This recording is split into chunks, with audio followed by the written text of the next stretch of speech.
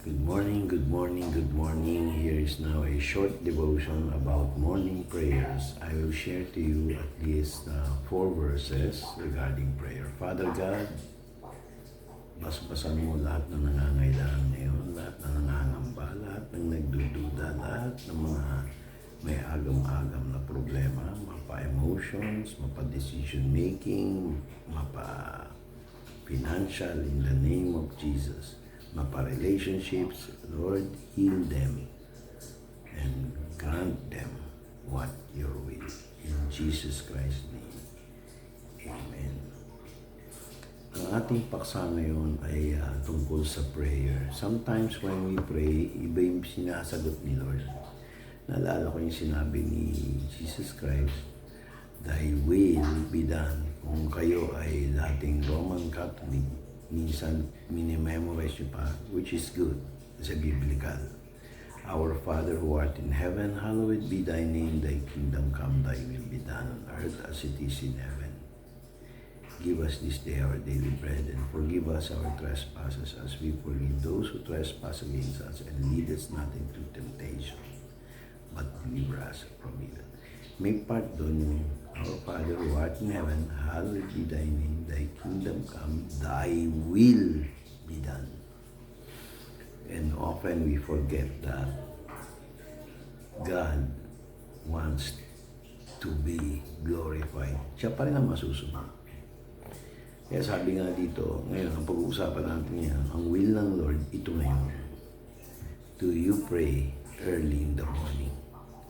Do you pray at noontime? Any time of the day, you have to pray. Bago tayo kumilos, we have to pray.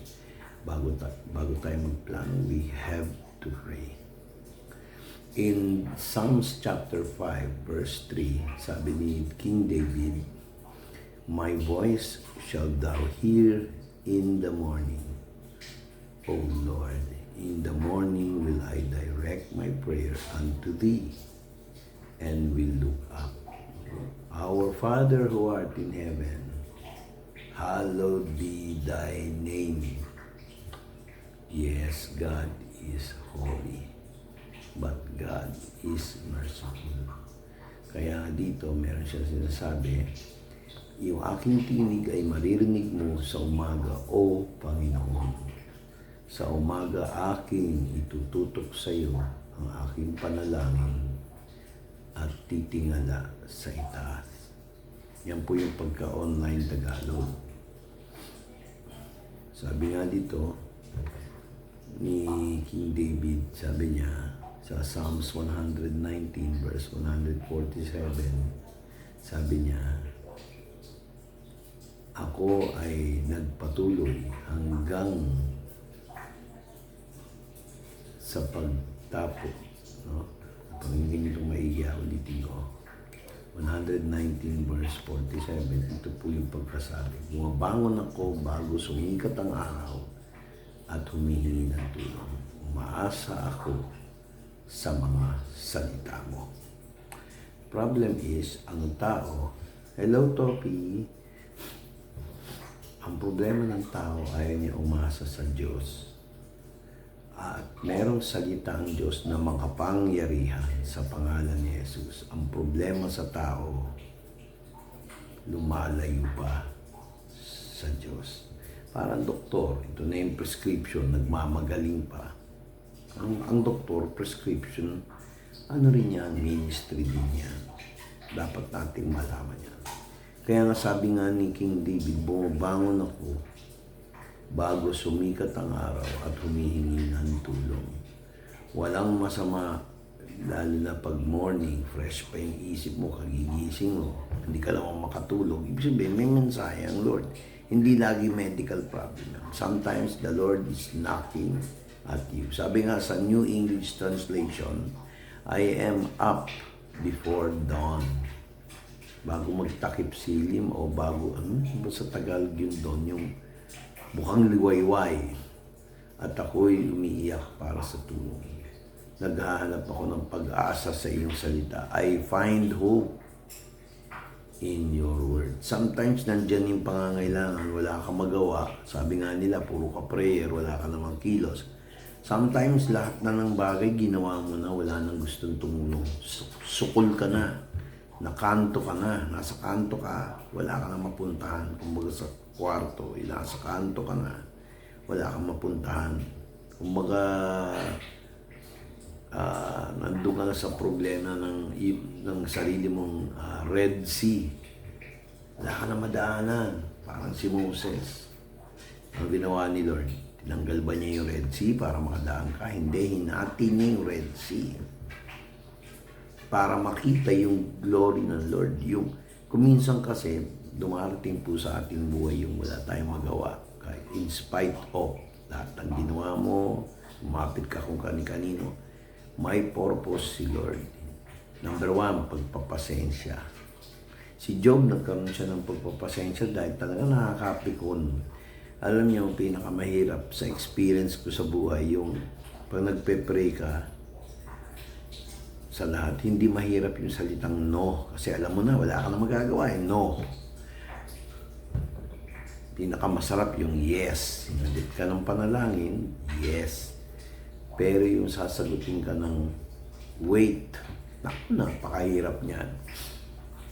Nakaranas kayo ng matinding problema. Pero ako nung naalala ko nung pinanganak yung anak ko, si Blessy Grace, nadunod pa sa dugo yan. Nadunod sa dugo yan. Kailangan ng doktor hindi na mabubuhay. Naranasan ko yun. Nausap ko ang Lord, Panginoon. Anak ko yan. Pero ang ginawa ng Diyos, sinagot yung panalangin. Mabubuhay ang anak. Sabi ko, Dok, gawan nyo ng paraan. Hindi yan mamamatay, mabubuhay. Kayo ang doktor, kayo pa give up, sabi ko. Takot na takot yung blood specialist. Pero yung doktor ako, yung ubigayin ko para doon sa anak ko. Nagpa-opera kay Del. Nanampalataya sa sinabi. Sabi mo sige, gagawin namin ang aming magagawa. Sabi ko, si Presentasyon Santos pa yun. Sabi ko sa St. Luke, sa may E. Rodriguez. Sabi ko, magagawa ang Diyos. Kaya, mga kapatid, yun lang nang naranasan kong yun. Yung kinasal kami ng asawa ko. Nung kinasal kami, June 30, 1990, before June 30, 1990, bagyo. Parang yuling. Pero malakas yun bagyong-bagyo yun Hanggang Sabado yun. Pagdating ko ng ayun. Huminto yung ulan. Madaling araw, umuulan pa yun. Pero pagkatapos mga alas 6, huminto yung ulan na tuyo. Yung damo. Tuyo lahat yung lugar kasi open space yun garden wedding.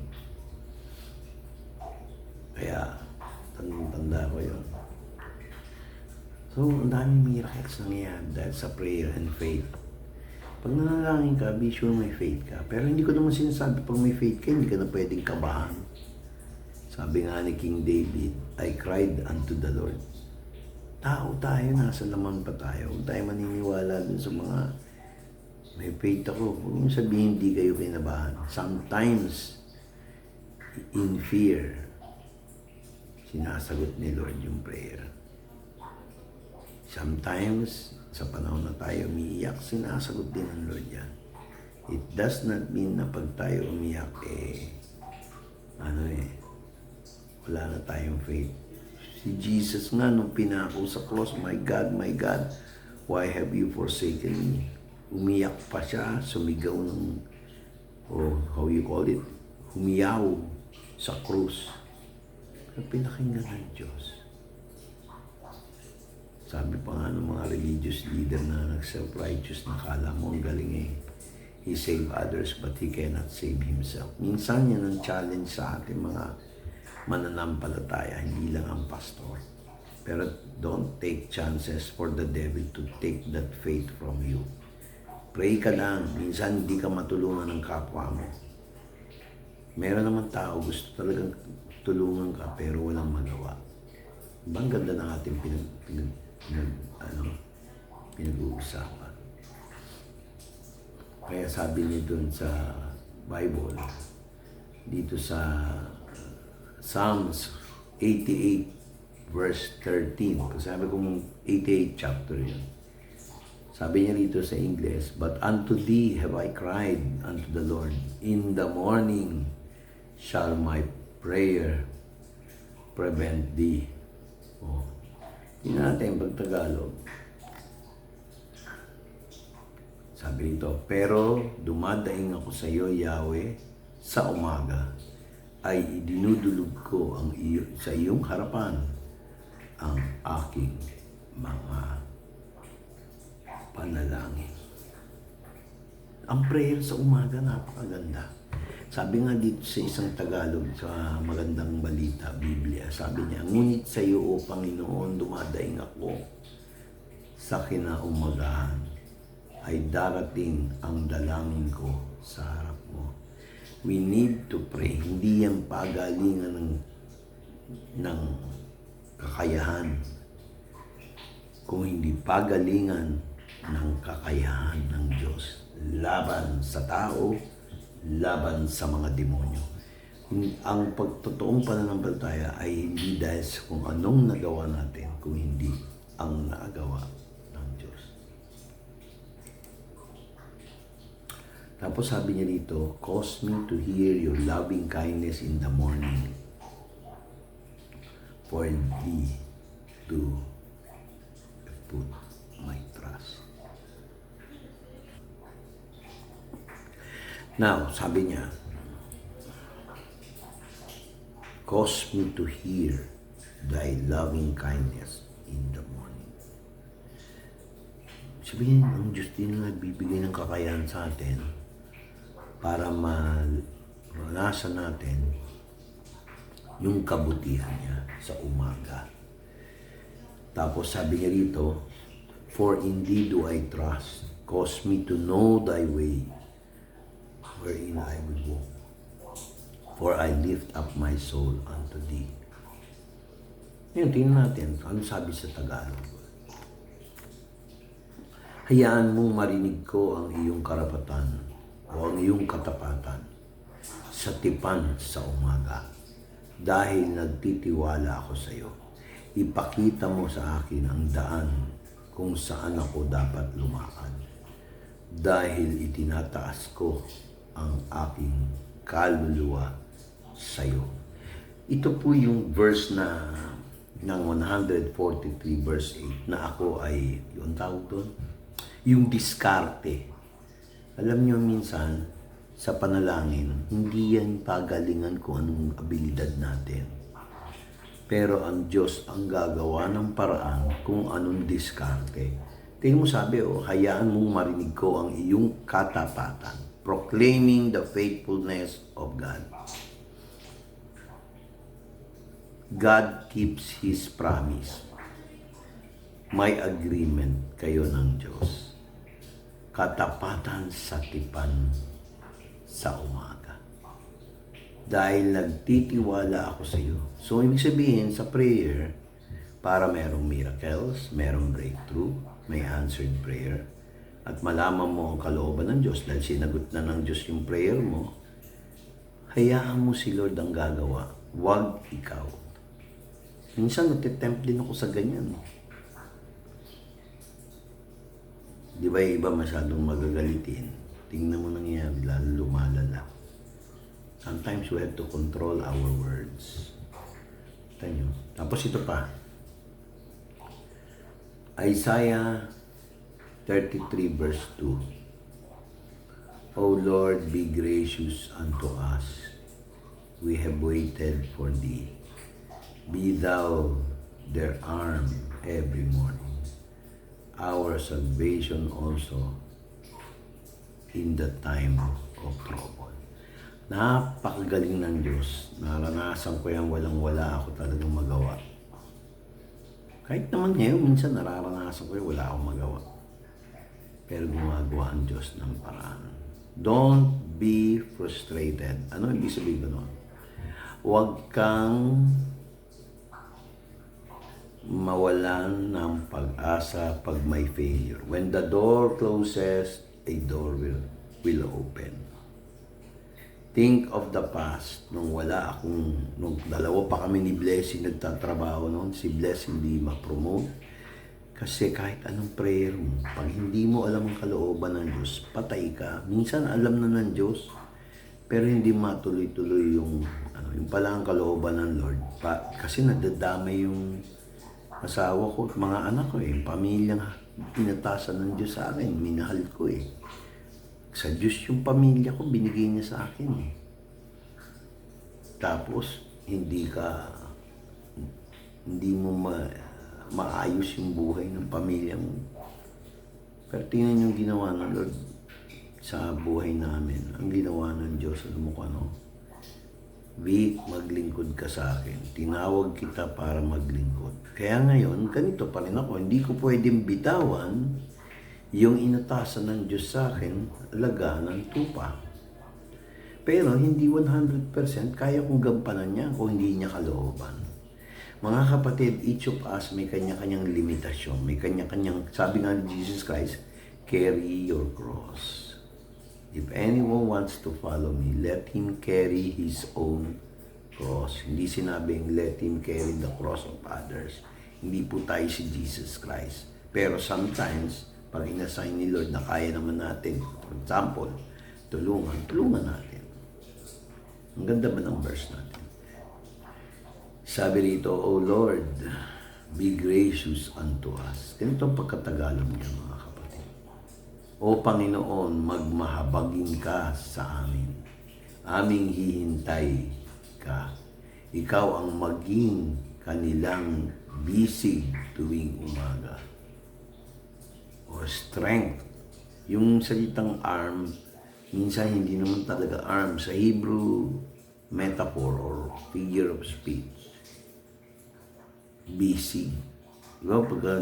Pagka si Duterte, yung mga nangangampanya, laban, fist, ganyan. Strength yan, bisig, arm. Bisig. Tuwing umaga, aming kaligtasan naman sa panahon ng kabagbagang. So, sabi dito, si Yahweh, maging maawing ka sa amin, maghihintay kami para sa iyo, maging aming bisig tuwing umaga, aming kaligtasan sa panahon ng kaguluhan. Mga kapatid, mag-pray tayo. Father God, kami nananalangin sa iyo sa oras ng kasiyahan, sa oras ng kaguluhan. Marami ngayong Panginoon ang risk sa oras na ito. Bawat pamilya, bawat bansa, bawat relasyon, bawat gawain ay under stress. Bawat bagay, maraming walang Kristo sa oras na ito na kailangan harapin at tanggapin si Jesus bilang Panginoon at tagapagligtas. Lalo na Lord, maraming tawagin namin Lord na inosente sa salita ng Diyos. Buksan mo ang kanilang mga mata at tenga at marinig nila ang tinig mo. Kaya Lord, sa iyo ko binibigay lahat ng bagay sa lahat ng taga-subaybay na marinig nila ang tinig ng